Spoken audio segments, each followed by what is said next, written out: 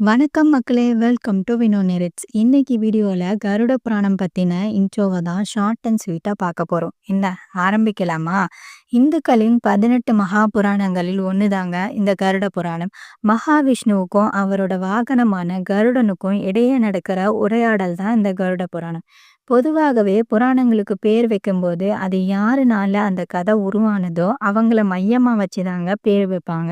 அப்படி பார்த்தா கருடன் விஷ்ணு கிட்ட கேட்கிற கேள்விகளால தான் இந்த கதையே உருவாகுது.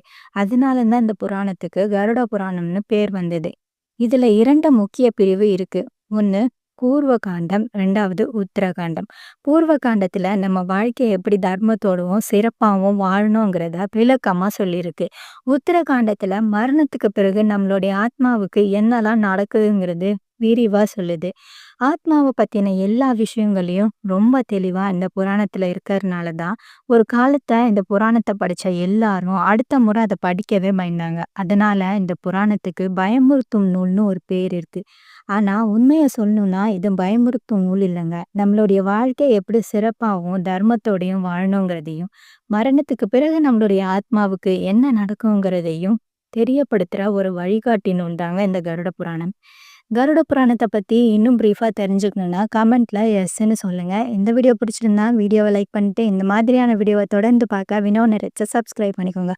அடுத்த வீடியோல பார்க்கலாம். Stay with us Vino நெரிட்ஸ்.